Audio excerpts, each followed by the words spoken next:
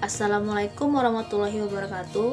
Perkenalkan, nama saya itu Sumira dengan NPM 1940401032. Saya dari Lokal A3 Manajemen kelompok 8. Di sini saya akan menjelaskan beberapa materi dari mata kuliah metode kuantitatif dalam bisnis. Baiklah, selanjutnya materi pertama yang akan saya sampaikan yaitu mengenai perencanaan kapasitas dalam organisasi. Jadi, kapasitas sendiri ialah rasio maksimum output dari sebuah proses atau sistem. Jadi di sini yang pertama, manajer bertanggung jawab untuk memastikan bahwa sebuah perusahaan memiliki kapasitas untuk memenuhi permintaan pada saat ini dan pada masa depan. Yang kedua yaitu perubahan pada kapasitas sebuah proses akan memiliki dampak pada proses lain dalam rantai.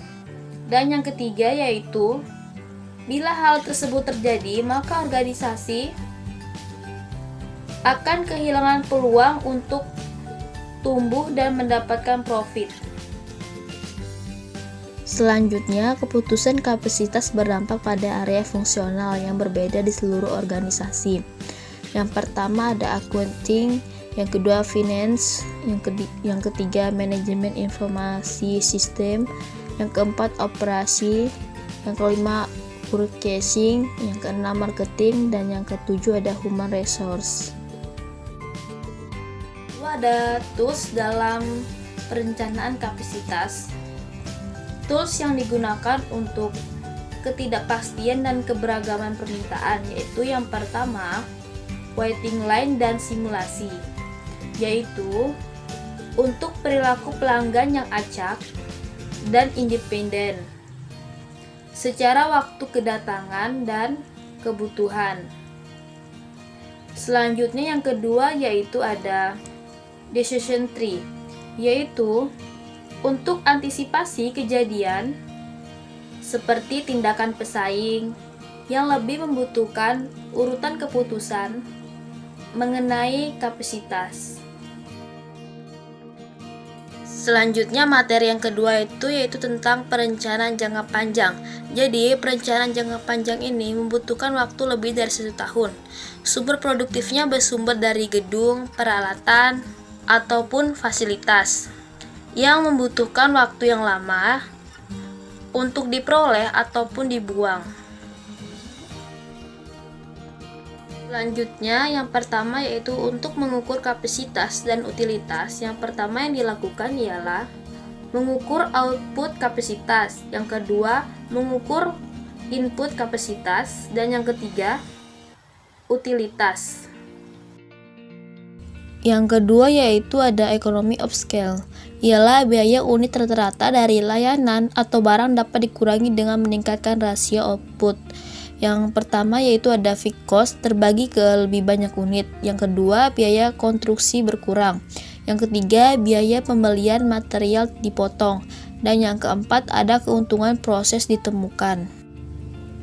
Dan yang ketiga ada diseconomy of scale, ialah biaya rata-rata per unit meningkatkan seiring dengan ukuran fasilitas yang bertambah.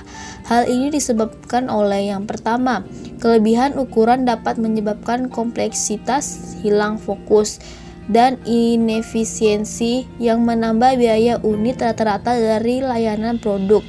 Yang kedua yaitu terlalu banyak lapisan karyawan dan birokrasi dapat menyebabkan manajemen untuk kehilangan sentuhan dengan karyawan dan pelanggan. Selanjutnya untuk materi yang ketiga yaitu strategi waktu dan ukuran kapasitas.